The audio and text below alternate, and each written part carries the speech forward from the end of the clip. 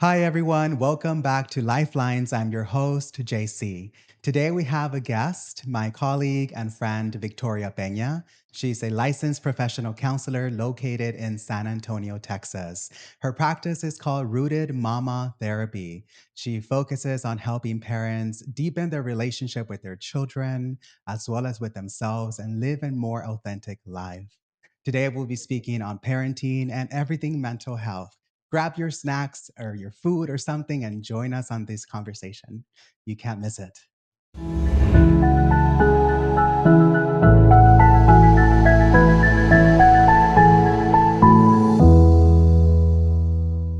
In my practice, when I work with minors, I often incorporate the parent. I feel like we have to have a collaboration in the treatment of the minor. So I have family sessions, and I also have parenting sessions separate from the individual sessions with the kid, with the client. And I sometimes feel like I might have to make a referral for individual services for the parent as well, so they can work on some trauma or something that's being triggered and resurfaced in the parenting relationship. But I often receive pushback from the parents, or they're not really receptive to counseling services. And I'm thinking it could be the stigma. I often hear, like, I know that I need therapy, but I want my children to receive it first. I want them to be okay. If they're okay, I'm okay. Have you ever Yeah. encountered that before, and how do you address that? How do you talk to them about it? Well, thankfully, not every single time. I have had a few parents who are like, "Yeah, actually, I've been thinking I might need to start therapy," and they just sort Mhm. of needed that gentle nudge or Yeah, suggestion yeah. to help get started.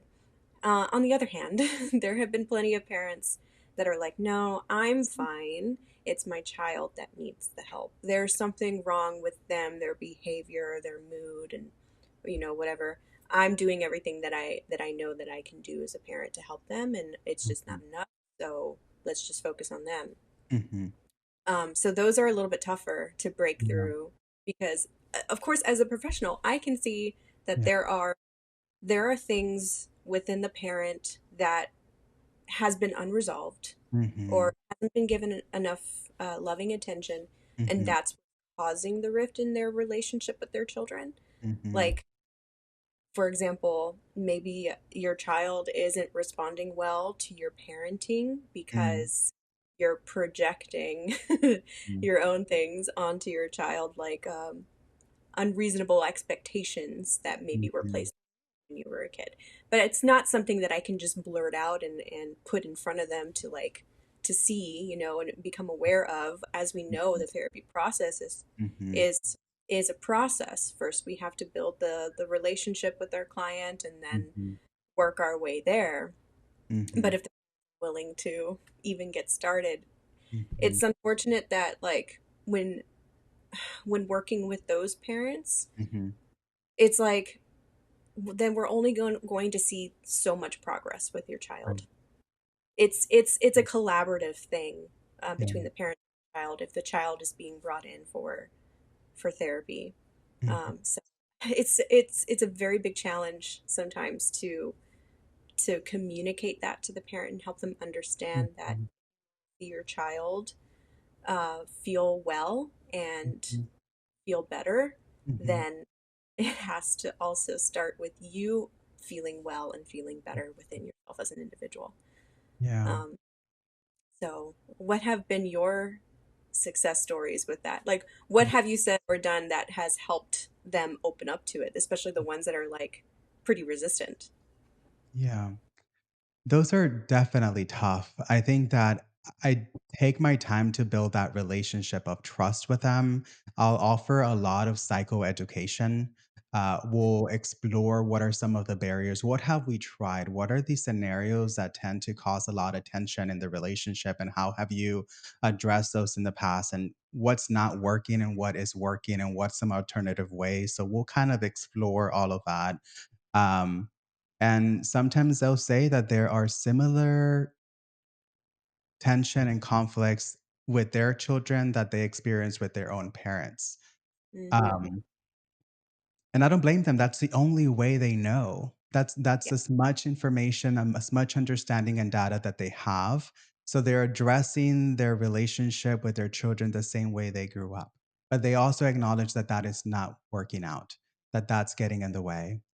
Um, and then we'll go into values. What are your values? What are your belief system? What would you like to instill in your child, and how are you modeling that for them? Um, Hmm. so I think that that gets them to a place of humility and more receptiveness of, yeah, this is not working out and I should make some change. I'd want to model this for my child. I want to receive the help because ultimately what I care about the most is a relationship with my child. I don't want to repeat the same patterns that were instilled in me. Hmm. And it Yeah, takes a little while for them to get it takes there. a while. Um, It like what you does. were, sometimes we kind of have to exhaust every effort that they want to try first, like Yeah. focusing primarily on the child and the parent. Hmm. Um, or let me just try, give me some Yeah. information and I'll take it home and I'll try it. What do I need to say to my kid and things like that. And then when we get to the point in the journey where they're like, I've Hmm. tried everything and I don't think that it's getting very far, Hmm. and recognize this and that. Okay, Hmm. let's Yeah. let's talk. Let's Yeah. explore your your experiences and Hmm. what life and yeah. Right. So it takes a little to get there. It is a journey, Yeah. but it feels so great. Yeah. I kind of laugh to myself sometimes because whenever there's a breakthrough in therapy, I Mhm. get so giddy. Like I just, I don't know, scored a point or something. Like if it was a sport. And I feel kind of bad because I'm internally I'm like, I don't want to make this seem like this is like funny or exciting because um it's a major thing to them, but on the inside I'm like, this is so awesome. You Yes. know? Yeah, it's really interesting. When we explore their typical reactions and responses to their child, and then you write them down, and when we look at them, we face that phrase, that sentence, that word that they use, and then we explore in what way is that helpful or hurtful, in what way does that create a barrier, or does that build a bridge in the relationship with your children, and then them themselves begin to externalize that and realize, like, wow, like it's really not that helpful, it's actually mean, or it's actually pushing them away, and it's actually invalidating them or dismissing their needs and feelings. um Mhm. and then they begin to remember, oh, my mom used to do that to me, or my dad did that to me. Yeah. Hmm. Yeah. Yeah, when they really dig down and uncover the root of it. Like I had one just earlier this week when I was exploring with her how it makes her feel when her child doesn't do what she's telling her to do, when Yeah. her child isn't to like the Hmm. direction that she's giving. And Hmm. when we do it, we uncovered that when her child does that, ultimately it makes her feel unloved. Because it Mm. was I get angry. And then beneath the anger I get frustrated, and beneath Yeah. the frustration, like I get, she said, I feel disrespected. And then Mm. respect, it was, well, if she doesn't respect me, then she doesn't love me. And that's where it was coming from. And I was like, we got it. Yeah. Figured it out. The core issue there, where it all comes from, like the meat of it all, is when she does that, it makes you feel unloved. And that Mm. comes good. Yeah. It makes me feel unloved. It makes me feel unseen, unvalued. And so the reaction sometimes it's anger, frustration, control. I'm going to Hmm. force them to love me, to value me, to respect me by inflicting some sort of fear or intimidation. Hmm. Mhm. Yeah, exactly. It gets all discombobulated. Yeah. Um, and that's what I'm not just me, but like other professionals I know. But my focus is on helping moms Yeah. uncover so that they can restructure the core of it, where it all comes from. Because we know that controlling my behavior and getting them to Mhm. listen to me and do what I'm telling them to do is not actually going to make me feel loved. That's Mm. not the so if we Mm. can uncover that that's where it comes from, then we can really focus on healing that part. Yeah. S- Failed efforts don't continue to happen. Mm. And then that gets passed down to the child because the Right. child's the same way too. My parents yelling at me when I don't feel like I'm doing anything wrong, that must mean that they don't actually love me. Mm. They just want to control me. You know, that's just an example. That's one of many interpretations of a same scenario. Mhm. But that's the risk of it. If we as a parent don't do the work on ourselves, that we're Right. just on the same negative core values that we Mm. hold onto our kids. Mhm. If a parent does not work as an adult to meet their own needs, the needs that were not met in childhood, they will often unconsciously use their child to meet those needs that were unmet in childhood. Yep. Yeah. Mm. And there's the term for it, parentification, Yeah. right?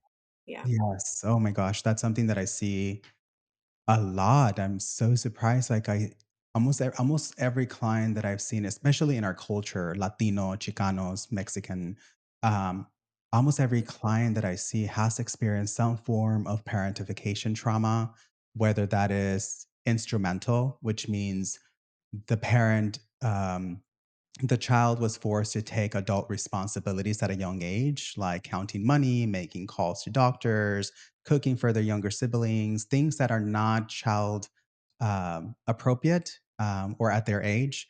So they begin to take those kinds of adult responsibilities at a young age. That's instrumental. The other one is emotional, where the child felt responsible for the emotions and the well being emotionally of the parent.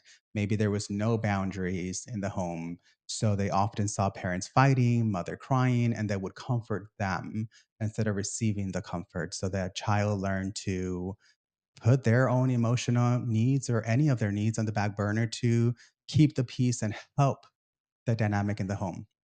hmm The child became the regulator, like the nervous system for the parent. Mhm. Um, and that can obviously cause so many disruptions in that child's development, Yeah. the logical and psychological development. Mhm. And that is something, unfortunately, that I have seen and I continue to see a lot, especially in our culture, where the mom kind of puts that um, unreasonable need or expectation on their children, like Yeah. saying, "You're the reason why I feel so disappointed," or "You're the reason why I'm feeling sad right now. You're letting me down in some way or another." Um, Mm. and that causes so much dysregulation in the child. Mhm. So obviously, when you're feeling dysregulated, your nervous system's like, "I need to fix this so Mm. that I don't feel that way." And how we're taught, or I guess like how we figure out if we're a child who's being parentified to do that is if I can get my mom or my dad or whoever it is that's taking care of me to feel better, then I can feel better. Mm. That's the Mhm. solution. And then Yeah. when they become parents, it cycles. Now it's like, okay, now it's up to my child to make me feel better. Mhm. And of course, a child is going to become so good at it because they're like little sponges. They learn so quickly, they adapt so quickly. And if they learn that the only way I will receive love and affection from my parent, or the only way I'll make my parents happy, it's by pleasing them, by doing things for them, Mhm. they get really good at it. Yeah, Mhm. absolutely. Yeah. Because that's what's going to keep the peace at home. hmm And I don't know the actual statistics to this, but I think it's more prevalent in girls too, to be like Mhm. fall into that role of the parentified child, at least in the emotional way, Yeah. um, to be the caretaker of the adults in their life when they're children, Yeah. even other siblings. Mhm. Have you And had any or like client experiences with parentification? so many, a lot of the adult clients that I work with that have experienced parentification trauma, they've grown to become the savior, having this kind of savior complex, having to rescue and fix everyone, to help everyone. They're very strong, very resilient, Um, but yeah, they're always helping everybody. Everybody goes to them for the answers, for to fix something, for help. Um, Mhm. they may become people pleasers. Um, they may even develop perfectionism tendencies because maybe when I'm perfect, I will be noticed. Maybe when I'm perfect, I'll be loved. Um, and yeah, it's really sad because they are often very disconnected from their own emotions and needs and their body.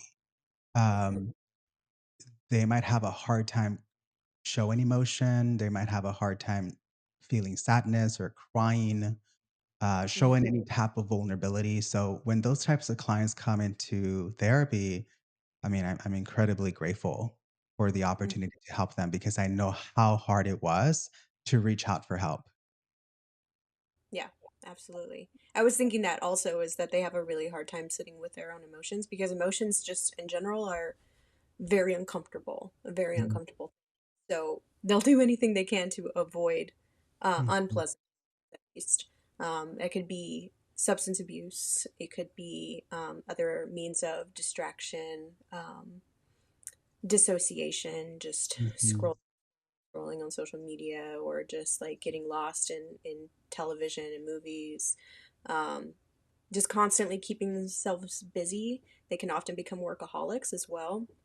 Whatever it takes yeah, to make that they and their bodies don't slow down and mhm, act with their own emotions or their mhm, own self. mm, So, and when I work with these types of individuals too, when they come in, they recognize that they are in a depression or they've got a mhm, lot of or overwhelmed with stress, but can't put their finger on why.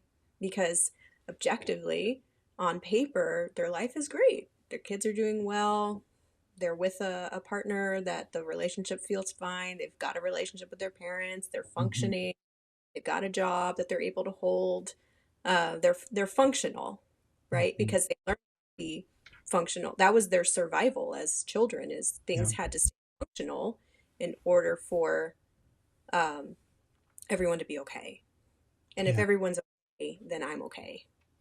mhm. You know, Does that and make sense? I think that sometimes we don't even realize that we're doing this. We might we might think it's cute or nice to say some things that I've heard before. For example, you have a 5-year-old boy, and now they have a 2-year-old sister, and then we'll say, "You're gonna be the protector, right? You're gonna protect your sister. You're gonna take Mm-hmm. care of her." We'll say stuff like that. Now that you're the big man in the house, or we'll give some kind of message unintentionally. We're not trying to kind of, give put that seed, but sometimes, especially when I'm talking about our culture, and that just carries this. The child might feel this responsibility. Now I have to be an adult. I have to be a protector. Yeah. Yeah. Like that it can come from a harmless place. You're just being Yeah, cute. yeah, Uh, but it plants a seed that ends up developing into this destructive thing, self-destructive thing. mhm, Maybe mhm, not destructive because like I mhm, mentioned earlier, these types tend to be pretty functional people, but mhm, internally chaotic. yeah, There's so crossed wires and things like that. They feel so disconnected and tangled up on the end. mhm, How they have to really dig deep and go back into childhood to figure out where this comes from and mhm, why I'm out like this. mhm, It's hard to spot sometimes because an example like that, it didn't come from anything that was obviously harmful, like mhm, abuse or anything like that. It just something that was coded in from culture, just yeah, the way things. yeah. Those are the more interesting ones to me when we realize, oh, that's not normal. For the older sibling to walk their younger siblings to school and without parents, do things without the parents around. Yeah. Yeah, no, it's not normal. Yeah, it's really I'm interesting. also thinking about the kind of message the children receive when they're growing up in a parentification trauma environment. I Hmm. can't trust my parent to be emotionally available for me. I can't understand my emotions. I don't feel safe in my own home environment. I can't rely on anyone. Therefore, the world is unsafe. No one can be trusted. I have to figure things out on my own. And so these children might grow up having a difficult time deepening relationships underneath the surface, like really emotionally healthy relationships, because they have a hard time opening up, sharing, being vulnerable, asking for help. Hmm. Yeah, absolutely. And that makes me think immediately about insecure attachments, which Mhm, also surprise, surprise. Um, the avoidant attachment style, where connecting with people, being emotionally vulnerable or just emotionally available, feels unsafe, insecure. If I do this, I risk losing this relationship. But it's a catch 22 because by doing that, you're risking losing the relationship mhm, because allowing yourself to be emotionally available to your partner. So mhm, it that's the attachment styles, and when we're working on that with clients, that's mhm, a really tough and challenging area to work on because the thing that made them feel like I am safe and it was like a survival mechanism when they mhm, were is now the thing that is getting in their own way in mm, relation life. mhm, Um, so now they kind of have to teach their own body this thing that helps me feel like it kept me safe and helped me survive. mhm, I have to, I have to get rid of that somehow. I have to replace it with something else. It's a mm, very scary the body mhm, to like this thing that made me feel like, or it helped me feel like I could survive is now something that's not helping me survive, but what will mhm. help it. You know, it's that um I don't know what how else to describe it besides survival instinct. Well, yeah. So, what helped us survive our childhood was a defense mechanism. It worked in an adaptive way. So, it was Hmm. helpful. Of course, we survived. But now, as adults, we are now unconsciously repeating the same survival instinct, the same defense mechanism. So, now is Hmm. working maladaptively, is working against us. So, we're having to literally unlearn everything that served us well in childhood to survive with Yeah. compassion, with grace, because it was there to help us survive, and it did. But now it's working against us, and recognizing that it's not serving us well, and we can use some of that perhaps in good ways as an adult too, like emotional detachment. It's something that Hmm. I see a lot when people grow up with parentification trauma. We get really good at detaching emotionally from people very Hmm. quickly. But then that as an adult gets in the way of building relationships because we quickly detach. Exactly. Yeah. Mhm. Yeah. And with the insecure attachment styles, there's anxious attachment, avoidant attachment, and then the combo with the disorganized anxious Mm. avoidant. Like, Yeah. wow, okay, you get the worst of both worlds. But yeah, it's I guess to use a metaphor, it's sort of like if you want to help yourself recover from that so that you can have a chance to develop healthier relationships and Mm. like the most abundant and full and loving Mm. relationships, you kind of have to shed Yeah. your skin and Mm. like find a replacement. And we don't know what that replacement looks or feels like because we've never seen it or felt it before in our lives. It is Mm. terrifying. Oh It's my a god. it's a scary process. Mhm. So it takes a while. It's a lifetime of stuff that we now have to try to Mm. change within ourselves. So it doesn't just happen overnight. It takes time, trial and error, Yes. success, all of it. So much work. I mean, it is it's a lifestyle. We're constantly trying to improve and better ourselves, and constantly trying to see what areas need some work. We don't get to a finish line. We just have an opportunity every day to try harder every single day, try to be better every single day, try to improve every day. Yeah. Um, and it is hard. It's a journey that takes a lot of work. It's a hero's journey. We end up going to, and we talk about this, like there has to be some sort of ego death. So we have to kill, starve. our ego that was formed in childhood in an unhealthy way to have a rebirth of an ego that is more healthy, that is serving us well now as an adult. And that takes a lot of work and humility and courage. Courage. Yeah, that was beautiful for sure.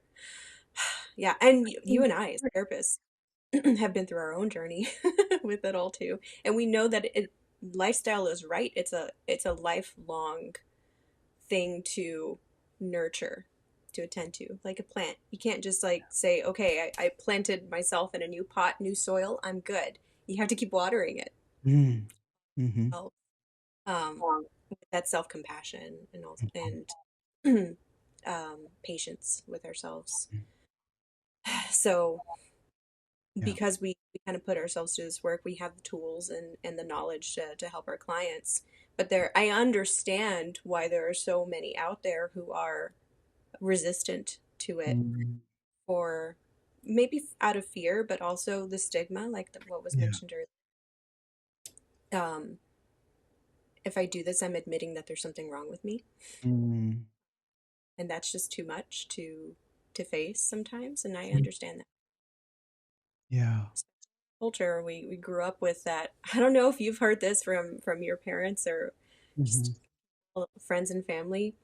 Mhm. But the idea of therapy gets brought up. It's sort of like, but you're fine. Your life is fine. Everyone's good. Why do you think you need therapy? There's nothing wrong with you. You're normal. Mm. Yes. No estás loco. You're not crazy. That's for Yeah, crazy people. Oh, exactly. I Yeah. grew up hearing that. Mhm. Oh, well, things were tough, but oh, thank God, everything's fine now. Like we prayed, we got through it, and we're good. Mhm. Like Mhm. minimize in a way, not to knock spirituality and faith and religion Mm. because I think that's a really strong and absolutely non-negotiable part of our self-care. Yes. Only thing. Mhm. Mhm. Yeah. Exactly. Yeah, it's really important. Mental health, I mean, me as a mental health therapist in a Mexican family, it's been challenging, to find that family like agree with what I do or understand what I do or are even just receptive to hearing me out, hearing what I'm learning and how it's helpful. Yeah, it can get turned down for sure. Yeah, yeah. Mhm. Or just like brushed off. No, fine, fine. Yeah, Everyone's fine. You're fine. yeah. But that's And I okay. think, yeah, Mhm. yeah, and it's okay because it's not the kind of thing that people should be forced into, Correct. unless life is on the line. Then that's the only exception. Um, but other than that, it has to be a voluntary thing for sure in order for them to Mhm. gain what there is potential to gain from it.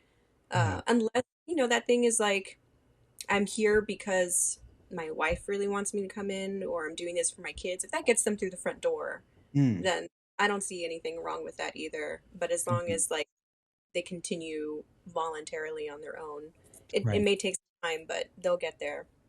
Uh, Absolutely. there was a point I was going to make before that though, about the minimizing from friends and family. I think that stigma though comes from Uh-huh. like this idea of if I'm not well or if someone that I love is not well, then that means I did something wrong. Mm. Mhm. Right? And Yeah. that's a hard to Oh. sit with also. And that comes again from the enmeshment that happens oftentimes through parentification trauma.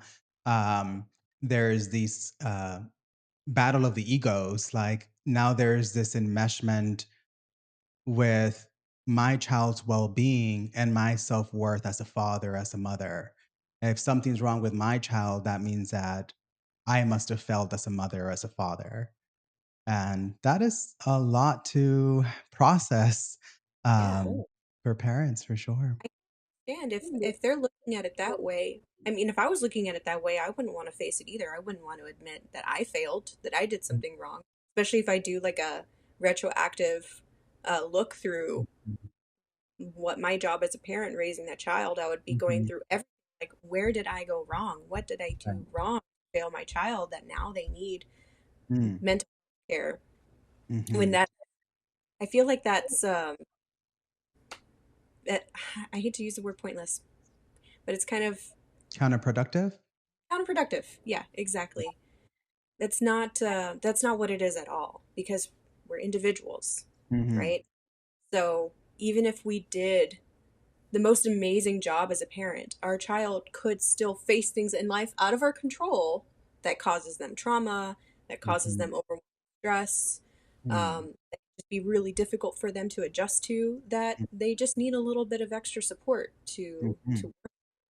That doesn't mean anything. It doesn't point to how you did or didn't do as a parent. Absolutely not. I was thinking about those children that grew up with the parentification trauma, but they felt like they had to be the rescuer, they had to be the fixer. And so they developed this like uh, savior complex or perfectionism tendencies. And now they become parents. Yeah. And what I see is that extreme of being the quote unquote perfect parent, the one with all the answers, um, is also not healthy, that extreme, because we will unconsciously instill doubt, insecurity, fear into the child, and the child will often develop separation anxiety and feel like I can only feel safe when I'm around my parent. I cannot trust my judgment. I cannot trust my body. I have to be around them. I have to talk to them all the time to make my decisions in life. Yeah. Mhm. 100%. I know. And I see that play out too. There was a child psychologist recently who suggested that the worst or like the most harmful type of parent out of all the parenting styles is it's not authoritarian, it's actually helicopter parents. Mm. Mhm. The parents who cannot let their child struggle, go through a struggle here and there. Um, Learn to take care of themselves, to build their independence, to be resilient, to face adversity, things like that. Because as adults, they feel so crippled in taking care of themselves. At least with authoritarian parents, they kind of have that skill set Mhm. of taking care of themselves. Not to say that authoritarian parenting is also good, because in my opinion, it's not. But yeah, the that dynamic where the parent feels like I have to have all the answers. I'm the parent. I've lived life longer. I need to always be there to Yeah. support the child by giving answers or helping them through helping them Mhm. disable, but help. They think it's helping them. Mhm. Um, I actually had a parent that I started working with sometime last year. I remember one session specifically where she was sort of airing out these thoughts of what it feels like to her whenever she doesn't have an answer for her Mhm. kids. She tries so hard. She was trying so hard to come up with Mhm. something to give their kids to kind of guide them or direct them because they were turning to Mhm. her. Mhm. And when I said, it's okay if you don't have the answers all the time, you could Mm. see like the weight come Oh. off of her. And she was like, really? And then, just sort of like had a moment of catharsis when she was given permission to not have the answers all the time. Oh. And it's just amazing to me that sometimes parents need to hear that in order to realize that that doesn't mean that they're a bad parent if they don't have the answers or the solution to everything, because it's okay for your kid to figure things out for themselves sometimes. Yeah. That that hit me. I felt that. That got me a little emotional. Um, yeah, we gotta remember that children don't need perfect parents. They need present ones. Not Yes. perfect, just present. That's all you need to be there, just to show up. Yeah. Show up and hold space. Yeah. And after, like in that same conversation, after I spoke to that, she said, so what am I supposed to do then if I don't have the answers or the solutions? And that's sort of along the lines of what I responded with is just be present with them. Tell them that you see what they're feeling. Yeah. You're with them in those feelings.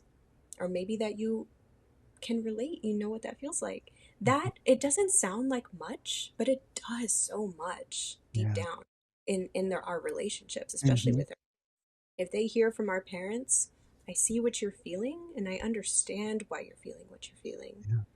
And I'm Mhm. here present with you while you feel that just for a little bit. I know, like, as a child, I'm an adult, but I'm still someone's child, right? Mhm. It feels so good when a parent says, I understand what you're going through, and not come in with, well, you know what you should do is Mm. blah, blah, blah. Or, you know, you really ought to have tried this instead of that. And like, Mhm. let me send you so and so's number so we can fix this. Mm. That's not what we're looking for all the time, even as little kids. We're not, Mhm. Mm. Mm. but We as a just parent, wanna have I'm Go not ahead, go doing my if I'm not helping my kids solve this problem. Mm. Yeah. We just wanna feel like someone understands us, that we're not alone, we have a place to feel safe, and that we belong. We don't need a solution, we don't need a fixing, we don't need that. We just want someone to be in community with us in hard times. Yeah, exactly.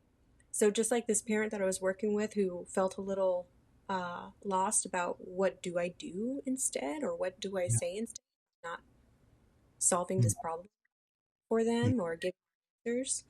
Um, Practical tools, because I mean, conceptually, yes, be there with them, say that you see and understand that their feelings, but Mhm. practically, because parents like practical solutions, right? Like, what Mhm. do I say exactly? Give me the words Mm. Mhm. to kind of repeat to my children. So, Yeah. practical tools that I sometimes suggest is asking them, do you want me to sit and listen, or are you looking for a solution here? Mm. Are you looking for help? And let your child guide you to tell Mm. you, Mhm. because children are very capable of doing that. Maybe not little ones, because trust me, I asked my 4-year-old and she's like, I don't know. But I'm already asking her just so she could start thinking about it. Mhm. But she'll say, I don't know what I need. And so then I'll take it from there. But older kids, teenagers, especially adults, they'll Yeah. know how to guide you if you just ask them. Mhm. For sure. Yeah, or give them some options, right? So they can think about it. You can ask open-ended questions. What do you think you should do? Have you tried this before? What are the consequences of that? What the pros and cons if they're like adolescents or teenagers? Help them use their amazing power of their mind. Yeah, exactly. And that's doing so much for them as a Mm. parent, more Mm. than we believe even. Like Mhm. sometimes, I guess in a superficial way, if we're not ready to just jump in and help them, Yeah. let me be your guide. I know exactly how to get you through this. Mhm. Um, if we're not doing that, then it can sometimes feel like I'm not doing my job as their parent, Mhm. because I'm helping them solve this problem. But just by asking them those questions and opening up those neural pathways, it's doing Mhm. like lifelong skills that are Yeah. going to get them through the next problem, then the next problem, the next problem. Mhm. So it does so much more than the former approach, which Mhm. helps them in the moment. But it's like that analogy where you lead a horse to water, you know, Mhm. Mhm. or You lead a maybe it's horse to water, but you can't make it drink? Or you can't no, make it drink? thinking of the wrong one. I'm thinking about the fishing one. What I meant was the fishing one. Hmm. I don't remember how it goes exactly, but something about like teaching a man to fish versus getting the fish for the man. Oh, teach a man to fish so it can, like, survive or something like that, or they can take care of themselves, or they will always need you to fish for them or something like that. Hang on. Something. I'm gonna look it up. Fishing analogies.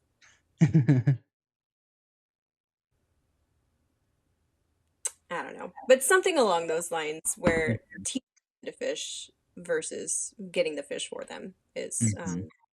much more beneficial. Oh, I remember the 80-20%, principle or whatever, 80% support, 20% gentle struggle or something like that. I'm But unfamiliar. no, I think I read it somewhere that, 80% is parent support, but 20% you want to allow your children to have some gentle struggle, and that Yes, will help them. Mhm, absolutely. Our kids need to struggle every once in a while.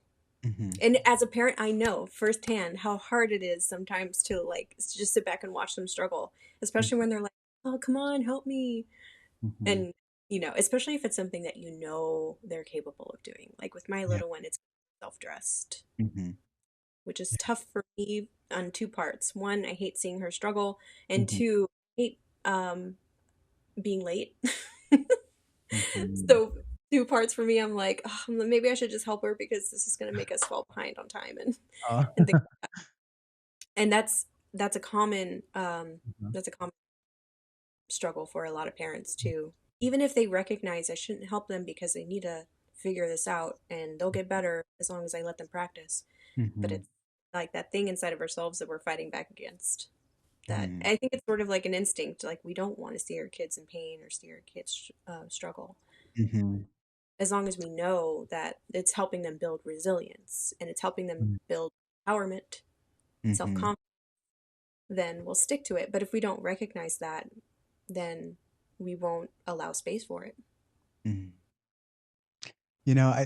I've seen a lot of parents come in for help on how to connect with their adolescents or their teens or even like young adult children.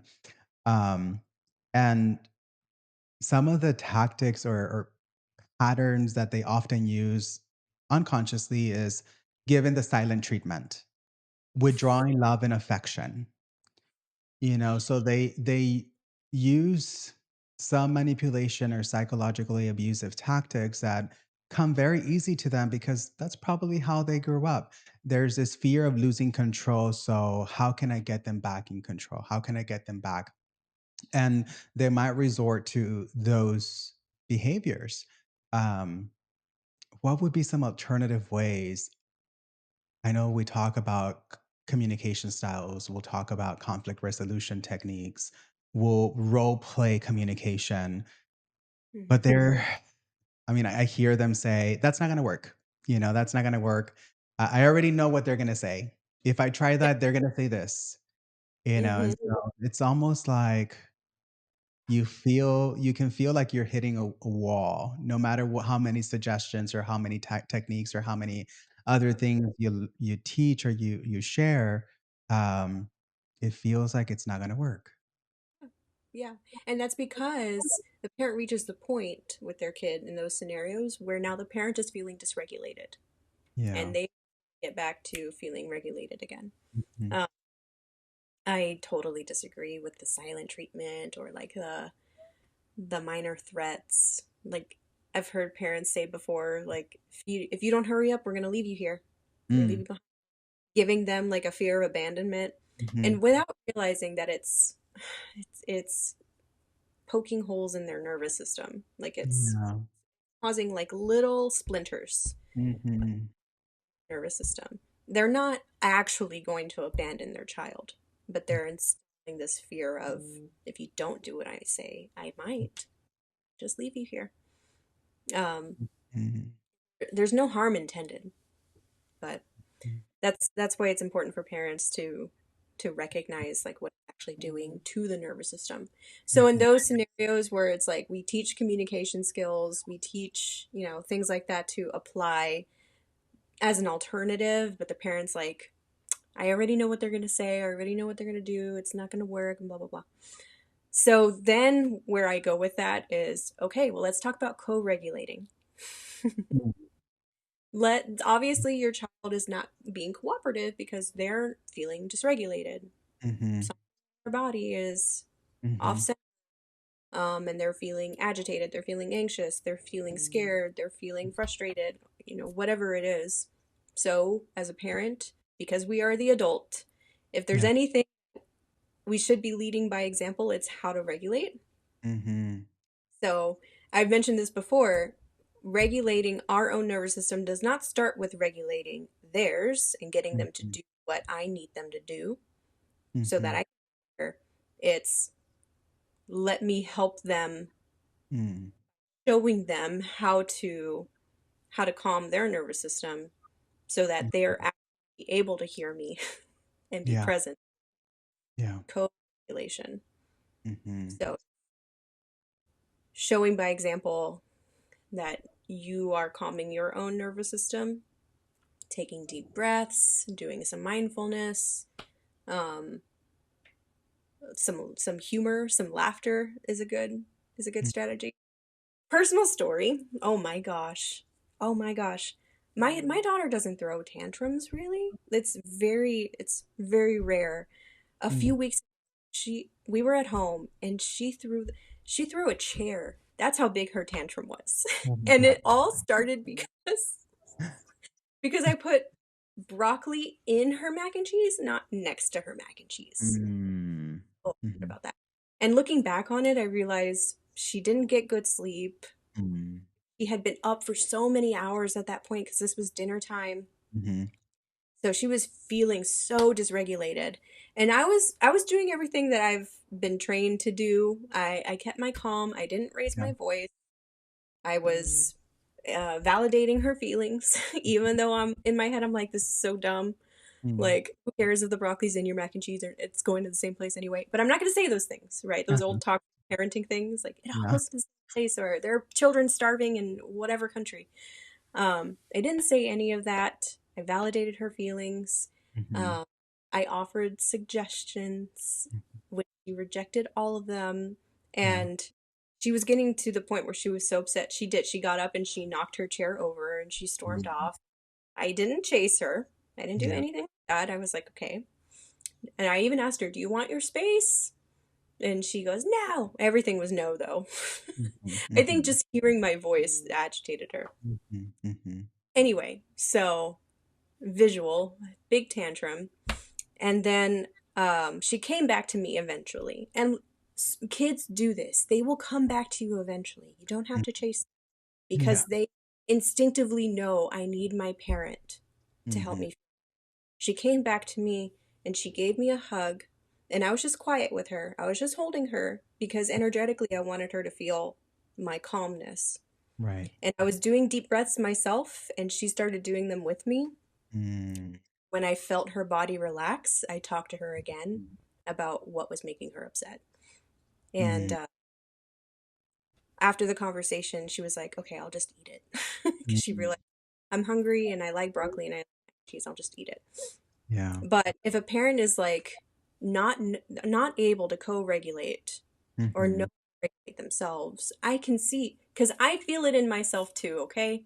I feel my urge to just raise my voice to the level she's raising her voice to assert control, just Mhm. sit down, don't be throwing chairs, eat your food. I spent so much time, a whole 15 minutes cooking this mac and cheese for you. Mm. You know, how dare you disrespect me, blah, blah, blah. All of that is in me too. So it's not just going to go away because of, how we were raised and everything. It takes a lot of work and a lot of practice to override that. Yeah. But like you said earlier, it's not about being perfect, it's about being present and just trying to do everything we can to connect, co regulate. That's the Wow. point of that long winded story. I mean, in that experience, what you gained was trust and a sense of safety in your Yeah. relationship with your daughter. Mhm. Yeah. You can blow your and be as angry as you want to be, and it's not going to make me run away from you. It's not going to Mm. make lose my cool. It's Mhm. not hate you or be upset with you for Mm. having feelings. Mm. You could have reacted completely different. You could have yelled. You could have, disciplined her in some way, punished her in some way. And the Mhm. message you would have received is I'm not allowed to experience my emotions. My emotions are not safe. I should bottle them up and not express them. I should internalize them. I can't trust my mother. If you would have reacted Mhm. with anger. Mhm. What I really wanted to do was stand up and be like, "Hey, we don't throw chairs. Mm. Pick it back up. Pick it back up right now." because that was what my instinct was telling me to do, Mhm. to focus on the behavior, Mm. what she's doing, because I think everybody can agree that's not helpful behavior. Like, we don't Mhm. just throw things because we're angry. Mm. She's 4. She needs a chance to learn that. But she can only learn that if she feels safe to show her authentic Mhm. things in front of me. Yeah. And our relationship will remain secure because of it. Mhm. Um, Mhm. Once their nervous system is back to a regulated place and they feel Mhm. calm, think clearly, then that's when we come in and talk about, hey, when Yeah. you're feeling things like that, what else can you do Mhm. besides throw chairs? Mhm. She didn't throw it. She's not that strong. She just shoved it and it knocked over. And even when it happened, she looked at me to see what I Yeah. was going to, and I was just eating my meal like, you're strong, girl. Mhm. Yeah. Yeah. I think it's helpful to think about the early years of life as an opportunity to build safety and trust in your relationship with your children. Because once they enter the adolescent teenage years, the developmental stage of that time, they naturally take more risky behaviors, and things begin to change. They can begin to kind of distance themselves a little bit. They want more independence and freedom. So you want to be able to nurture and build that foundation in the early years. So in a scenario like that, you want to think long term. In what way can I respond that is going to be fruitful long term, not in this moment right now? Exactly. It's not about correcting the behavior right here, right now. It's not even about initially focusing on the behavior. It's connection before correction. That's the Yeah. mantra that I give all my parents. Connect before you correct. Connect, Yes. connect, connect, connect. And 80% of what you do has to be about connection. Because if Yeah. they don't feel emotionally secure in your relationship, then all the correction's going to go out the window. Mm-hmm. They're when they become teenagers, they're probably going to do the opposite of what you want them to do, because Mm-hmm. they're craving their unmet needs are that connection with their parent. Mm-hmm. What does it matter what I do or don't do, because I'm not going to feel your love anyway, Mm-hmm. Mm-hmm. in the Yeah. mind of that. And we even see this example in our own individual sessions with children in session or with adults in session when they are feeling distressed, dysregulated, having an attuned therapist to the client who is calm, holding space. You will begin visually notice that their body begins to regulate and calm down and relax. There's Yes. something called mirror neurons. So if there we had some brain scanning happening in that moment, our neurons are mirroring the same ones as the client. Some movements that we do unconsciously will be the same as a client because we're so attuned together Yeah. because of the energy in the room. And there's so many studies. I can't recall the name of it, but the one with, I think it was monkeys, that the mama monkey, the baby monkey would feel regulated with the mama monkey, but not with a fake mama monkey or something like that. And there was also some where babies would become regulated when their mother's face was relaxed and happy, but when their mother showed distress, the child showed distress. So Mm. there's so many studies about this. It's really interesting. Yeah. Yeah. It's biology. It's a very natural exchange from human to human. And yeah, it does happen in therapy. I even saw an Instagram post recently, I think earlier this week, that said people don't just pay therapists for the tools and the techniques and things like that. They're also paying therapists for their nervous system Mm, to feel that mhm, safe in that space, in that therapy session, to be able to, you know, open up and say the most vulnerable things that they don't feel safe enough to say in their everyday life. yeah. I was, oh, yeah, the nervous system. That's right. That makes a lot of sense. That's part of the value of therapy as well, not just the tangible tools and techniques. Yeah. And that applies to all of us. We all have the same nervous system. And so if we learn how to regulate our nervous system and we learn to understand our nervous system, um, you can calm your body. If you calm your body, you begin to have more of a clear mindset and you're able to respond instead of react. You're able to connect. and heal. Mhm. Yeah, we're talking about our nervous system and how it's really helpful to that's actually some a component that I incorporate in every client I see. I teach them about their nervous system, the parasympathetic, the sympathetic, about the polyvagal theory, about Mm, vagal nerve activation techniques. I really yeah. help them understand their window of tolerance, their emotions, and I Mhm. really try to equip them with a lot of tools and understanding of their body so they can regulate. And we practice that um, because I think it's important. And honestly, I have a lot of clients that I receive for anxiety and panic disorders. And Mhm. ever since I started incorporating the body, polyvagal theory, and vagal nerve activation, incredible progress. Incredible progress. Mhm. Yeah, Mhm. I align with that too because one, I feel like it's easy to grasp as a client. Yeah. It makes sense to understand the mind body connection, and like the practical tools, like we mentioned polyvagal theory. There's all different techniques like cold exposure, Mhm. um, deep breathing, even laughter, or where you can like Laughter put that in yoga. our tool. Yeah. Mhm. Um, so it's easy to grasp. And then once we understand that and we're going through something, we're having a meltdown or like an Mhm. anxiety attack or whatever, it's easy to train ourselves to just reach for the thing and Mm. apply it. Yeah. I love the cold exposure one, especially Yeah. because Uh-huh. it's something I think that we sort of like naturally can do. Mhm. Drink ice cold water, even Mhm. see it in movies. Like I never knew why in certain scenes people were like washing their face With when they ice were water. going through something. Yeah, Mhm. now I get it. Yeah. And people just they really respond well to be given practical tools, and I understand Yeah. that too. But Mhm. also just understanding why these tools work, I think Mhm. help it stick. Yes.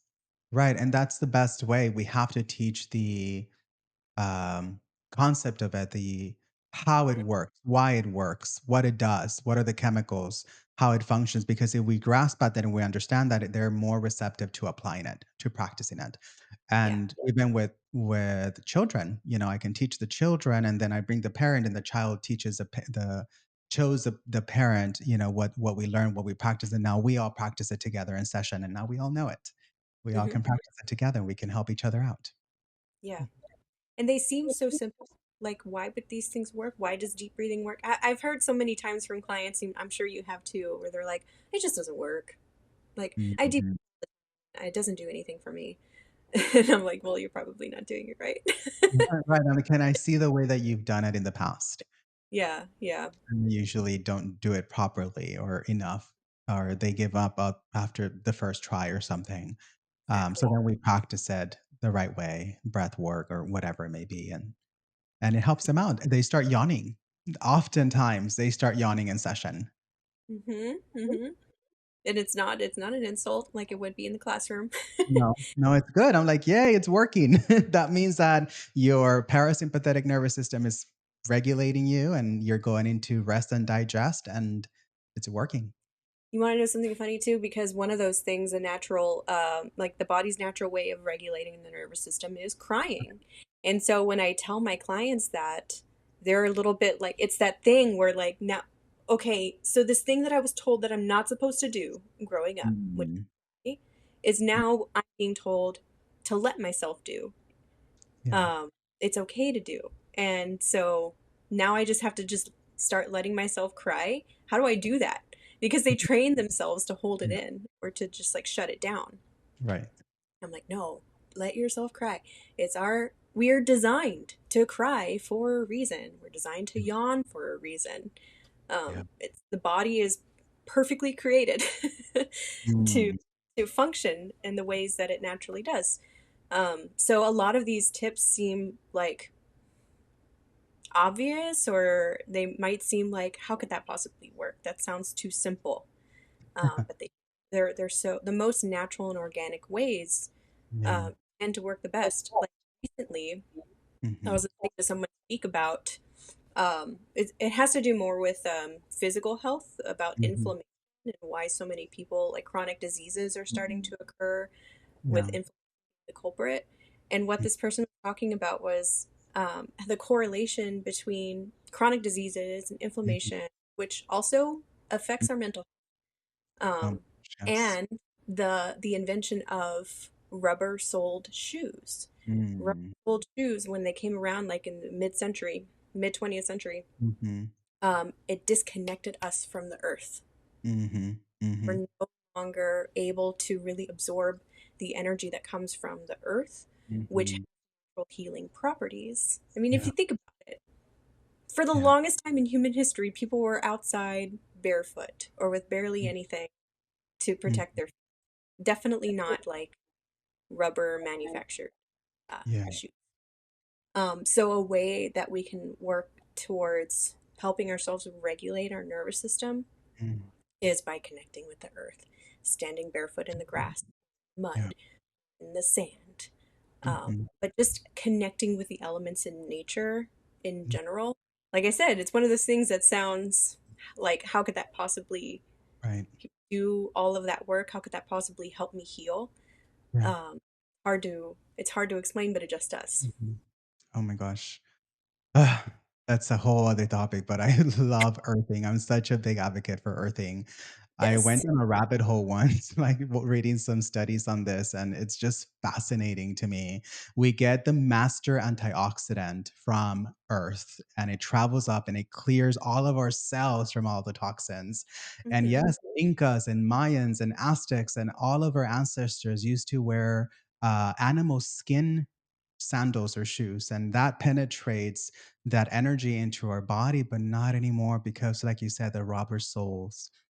Yeah. So I think instilling nature to our children in the parenting relationship, like let's spend some time outdoors. Let's go running barefoot in the grass and let's do Hmm. some breathing together and connect with earth. And, I think that that will definitely help a lot of regulating our anxiety, our stress, especially now with this new era of technology where we're constantly receiving all of this radiation and all this stuff. We need to be connected with Earth to clear our body from Yeah. toxins. It's a Mhm. it's a regulating. Let's go outside, take our shoes off for a bit. It doesn't it doesn't mean you have to do it like full throttle. You don't have to do it every day or for Right. some hours. Just give yourself a little bit of time to Yeah. go outside with shoes. I was telling a client that a couple weeks ago, and she was like, "Well, whoever talked about this must not live in Texas because fire ants and."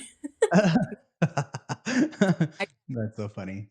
but when I was a kid, I used to play outside barefoot a All the lot, time. doing things, digging holes, roly polies, whatever. So Mhm. it feels natural, and I think so many Mhm. kids do that Mhm. also because it's again, it's just part of our human nature to Yeah. connect with the Yeah. earth. I agree. I saw a quote maybe a month ago that said, "It's never too late to live the childhood that you deserve. It's Mhm. never too late to live the childhood you deserve." So, hey, allow your inner child to come out and play now as a parent. Mhm. Play with your child. Go and be silly out in nature and, Mhm. be creative, practice your imagination and, Yeah. you deserve it. Yeah. Absolutely. It may not seem like it's something that you want to do. Maybe just it's not part of the regular day-to-day life, Yeah. but get out there. It feels natural and it's Mm, fun. yeah. Is there anything else that you would like a parent to know that is feeling overwhelmed or hopeless about their connection with their children, or maybe they're just feeling like a failure, like nothing I do or try is enough? What would you tell that mother, that father? I was just thinking earlier during our conversation when you brought up presence rather than perfection. It's Mhm. not about being a perfect parent because Yeah. even the who are regarded as perfect may not have that perfect relationship with their kids. So Yeah. it's never perfection. The Mhm. only that I think is valuable in our relationship with our kids is our presence with Mhm. them. And it's Mhm. not because, oh, time flies and before you know it, they're adults, so you have to be Yeah. present. It's, I think um, it's more human, like Mhm. more than that. Um, it's about being present with them, building that connection, and it doesn't have to be complicated. I think Yeah. that's what try to remove our own barriers and images of what it's supposed to look like Mm. and just be present. And like you also mentioned earlier, it's about the long game. Like what Mhm. I'm now doesn't seem like much in this moment. It's not instantly showing the return, and investing in the present. But in the long run, it nurtures such a healthy and secure relationship for the rest of your lives. So if all you can do today is be 1% more present, then it's Mm. already made a profound impact. Even Mhm. Dr. Matei, Gabor, I guess is how you Mhm. pronounce it. He says when you first reconnect with your child, let's say you're picking them up from school, those first 10 minutes when you're reconnecting with them does Mhm. so much. If all you can do is give them that first 10 minutes of undivided attention, Mm. then you're set. You're good for Yeah. the rest of the day. That's all they need to feel that connection with us. Yes. It Give doesn't them have to, the spotlight. yeah, it doesn't have to be all day long, every hour of the day, because that's not even possible, honestly. We still Mhm. have our partner, our spouse, or whomever that needs a connection with us. We still need to connect Mhm. with ourselves. If we're working, you got to connect with your work and the people that you work with. Mhm. So it's not realistic for us to expect ourselves to give it all to our kids. But if you can be present with them for the first 10 minutes when reuniting for the day, Yeah. doing great. Yes. Yeah. I love that. And for adult children who are having a disconnected relationship with their parents, or it seems kind of, dysfunctional, Mhm. there's a quote I heard somewhere, and I like to keep that in mind, that we have to remember that our parents are living life for the first time too. And they're also trying life for the first time too. So they're not going to be perfect. They're trying. They're trying. And just as much as we're growing, they're growing too. Hmm. Mhm. Yeah, compassion. Compassion. Yes, trying All to right. understand that the Mhm. time that they were raising us is different from the Yeah. time that we are now, and Yeah. I, I I'm so grateful for all of the information and resources that we have now because I have no possible idea Yeah. of how I would have done it if I was raising a child in the early 90s. Mhm. Yeah.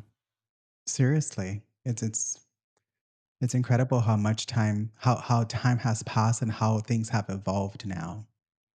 Yeah, How available resources are now. yeah. So, Mhm. extremely Yeah. grateful. So remember, we don't need perfect parents. We need present parents. Mhm. Yeah. And always focus on connecting before correcting. Yeah. That's a mantra I tell myself all the time. Still, connect before you correct. Victoria.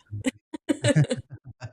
You tell And myself, in every way, at work, with colleagues, with your friends, with your family, I think it's always good to connect before we correct, before the boundary, before try to understand where they're coming from in every mhm, relationship.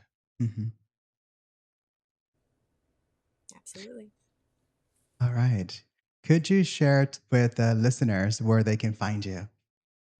Oh yeah, so I am mostly on Instagram with the handle rooted_mama_therapy, where I like to try to post relevant information about motherhood and parenting and tips or personal stories, things like that. I'm also on Facebook, Rooted Mama Therapy, and I have a website where you can go and read some blogs, check out my services, book an appointment. That's rootedmamatherapy.com. And anyone who's made it all the way to the end of this episode is still with us. If you send me a direct message on Instagram or on my website with the words Line. lifelines, Mhm. with the word life, then you can have exclusive access to one of my workbooks about the different stages of childhood and the different parenting tricks that you can apply in each stage of childhood. Awesome. Wonderful. If you found this conversation helpful, please like, comment, and subscribe. And if you know anyone that would benefit from hearing this conversation, please share with them. We really appreciate you. We'll see you at the next one. Goodbye.